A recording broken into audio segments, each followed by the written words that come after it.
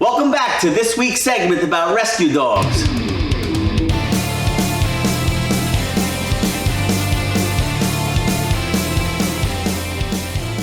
For those of you that have been here before, you might have noticed I didn't refer to it as Rescue Dogs Rock because I'm changing the name of this particular segment. The content of the segment will still stay the same. I'm still going to highlight rescue dogs and highlight rescue situations and adopting over shopping, things along those lines. But I'm just going to change the name for now due to a discrepancy with other rescues who call themselves Rescue Dogs Rock. And I don't want to steal anybody's thunder. So for now, until I come up with a better name, I'm just going to refer to this segment as All About Rescue. This week we're going to be highlighting Lilo again. Some of you may or may not have seen the other video I did on Lilo when she first came to me. We were doing some shaping exercises and teaching her obedience foundation inside the house where there were no distractions. Today's highlight of Lilo is to show her progress with socialization. This once socially deficient outside dog is now learning to get around other dogs successfully and to just be a dog. And she's doing amazing. I love seeing progress in such a short period of time. And this is why I promote adopting. I mean, these rescue dogs, they just want to please. They just want to be regular dogs. And Lilo is a prime example of the capacity they have, not just to learn, but to learn quickly. Lilo is poised to have a bright future in her forever home. So let's take a look at Lilo's social progress. Here's a quick clip of Lilo in the crate staying for her food with a dog on each side of her. She's come such a long way.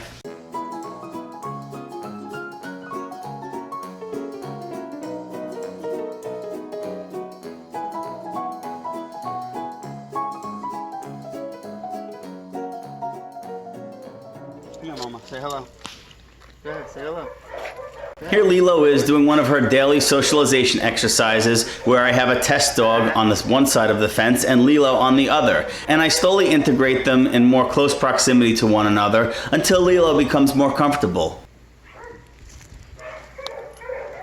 As she gets more comfortable over time, I give her a little more freedom, take her off the leash, let her run around by herself, make decisions on her own with me there guiding her closely. Girl, little play vow, huh buddy? And I make sure that Lilo and the test dog are always in a non-confrontational position as it relates to one another's positioning.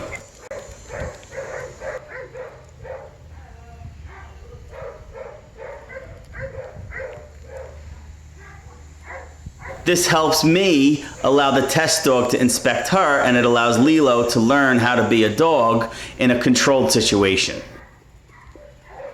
During each stage, as Lilo showed more progress, I gave her more freedom, allowed her in closer proximity to test dogs, and ultimately in this session, we had them out in the yard together for the first time.